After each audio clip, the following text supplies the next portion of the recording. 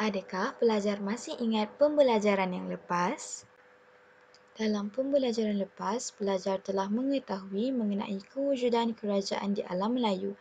Antara kerajaan tersebut termasuklah Funan, Champa, Srivijaya, Angkor, Majapahit, Kedah Tua dan Gangganegara.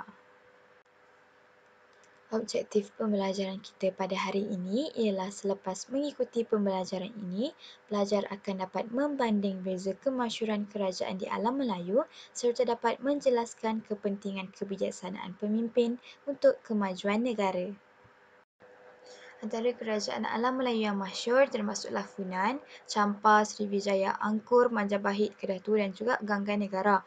Kemasyhuran kerajaan ini dapat dilihat dalam aspek pemerintahan, ekonomi, agama dan juga kemunculan pelabuhan.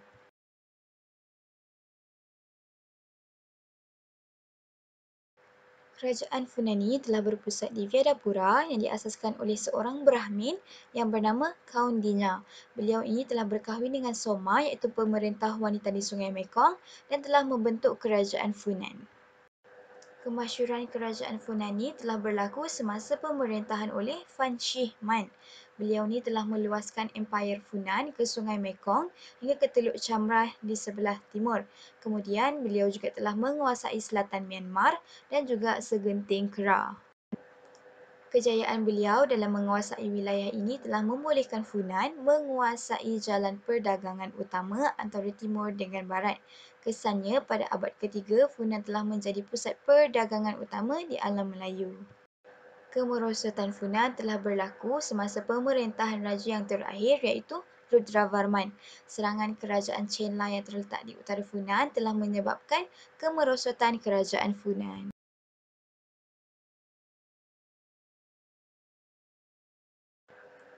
Seterusnya adalah Kerajaan Champa. Kerajaan Champa ini diasaskan oleh Chu Lian pada tahun 192 Masihi. Pusat kerajaan ini terletak di Indrapura, yang mana Champa ni sering berhadapan dengan serangan daripada Dai Viet. Chu Lian ni pula telah berjaya membebaskan Champa daripada pengaruh China. Zaman kemasyhuran Champa bermula di bawah pemerintahan Che Bong-nga. Beliau ni telah berjaya mengatasi ancaman daripada Dai Viet dan telah meluaskan Empayar Champa ke wilayah Dai Viet sehingga ke lembah Sungai Merah. Serangan Champa ke wilayah Dai Viet telah berjaya membunuh Raja Tran Due Tong iaitu merupakan pemerintah Dai Viet. Pemerintahan beliau pula telah mendapat pengiktirafan daripada dinasti Ming pada tahun 1369. Kemerosotan kerajaan Champa bermula apabila pemerintahnya Indravarman telah meninggal dunia pada tahun 1441. Dai Viet telah menggunakan peluang ini untuk melancarkan beberapa serangan ke atas Champa dan pada tahun 1471 Champa telah ditawan oleh Dai Viet.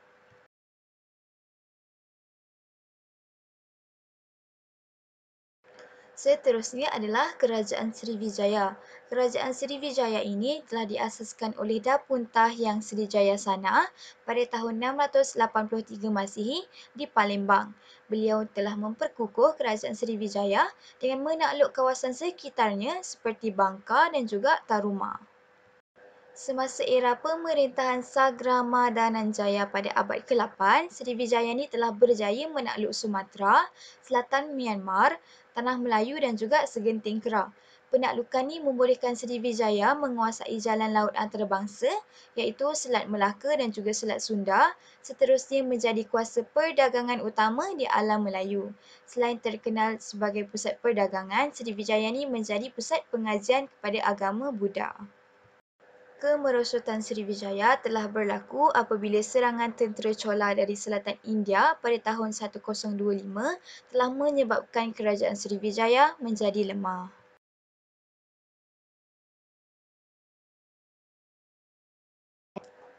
Seterusnya adalah Kerajaan Angkor, yang mana Kerajaan Angkor ni berpusat di Hariharalaya yang diasaskan oleh Jayavarman II daripada Chenla. Beliau ni telah menyatukan wilayah di lembah Sungai Mekong.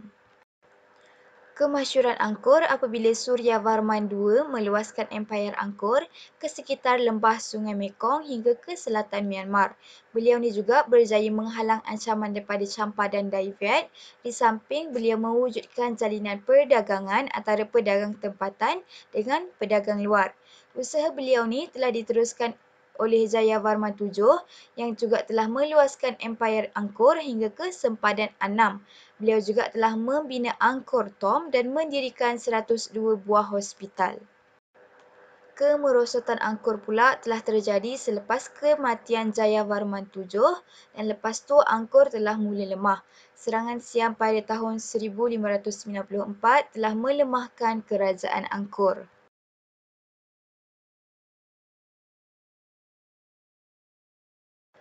Seterusnya adalah Kerajaan Majapahit. Kerajaan Majapahit ini diasaskan oleh Raden Wijaya dengan bantuan tentera Mongol dalam perebutan kuasa di Jawa pada tahun 1294. Kerajaan ini berpusat di Kota Trowulan.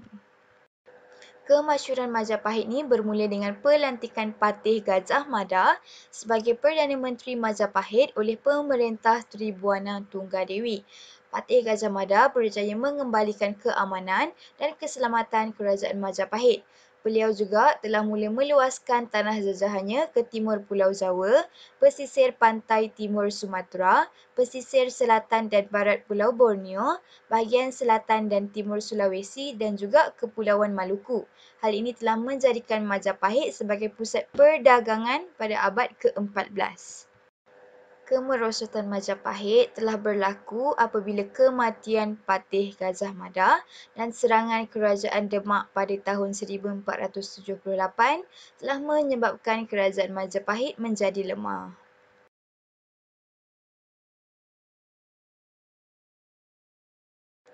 Seterusnya adalah Kerajaan Kedah Tua. Kemunculan Kerajaan Kedah Tua ni bermula dengan penglibatan masyarakat di Guar Kepah yang menjalankan kegiatan perdagangan dengan pedagang dari luar di Sungai Mas. Sumber Cina menamakan Kerajaan Kedah Tua ni sebagai Chieh Cha, manakala sumber daripada Arab dan India masing-masing merujuk Kerajaan Kedah Tua ni sebagai Kataha ataupun Kalahbar.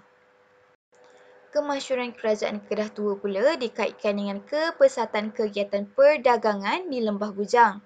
Pedagang dari timur dan barat datang untuk menjalankan kegiatan perdagangan dengan penduduk tempatan dan pedagang luar yang lain. Seiring dengan kemajuan perdagangan ini, Kerajaan Kedah Tua menjadi pusat keagamaan agama Buddha. Kerajaan Kedah Tua juga mula mengalami perubahan pemerintahan pada abad ke-7 apabila munculnya pengasasan Kesultanan Kedah yang memulakan kerajaan baharu di Kedah. Kemasyhuran Kerajaan Kedah Tua ini menyebabkan Kerajaan Sriwijaya menguasai Kedah Tua. Namun begitu, serangan tentera Chola daripada India pada tahun 1025 telah melemahkan kegiatan perdagangan di Kedah Tua. Kerajaan yang terakhir adalah Kerajaan Gangganegara.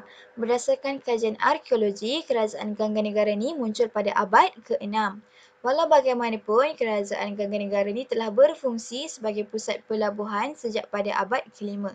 Menurut sumber tradisi, pengasas Kerajaan Gangganegara ini adalah Raja Ganji Sarujuna.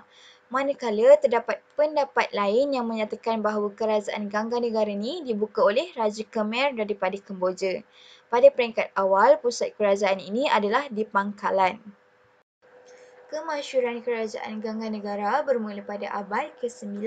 Sejak pada abad ke-5, Kerajaan Gangganegara ini sering dikunjungi oleh pedagang luar kerana kekayaan hasil bumi yang dimilikinya iaitu emas dan biji timah. Kerajaan Gangganegara juga berjaya mempertahankan kedaulatannya daripada serangan Kerajaan Sriwijaya pada tahun 850 Masihi. Kemerosotan Kerajaan Gangganegara mulai lemah apabila diserang oleh tentera Chola dari India pada tahun 1025. Serangan ini telah memusnahkan pelabuhan Gangganegara.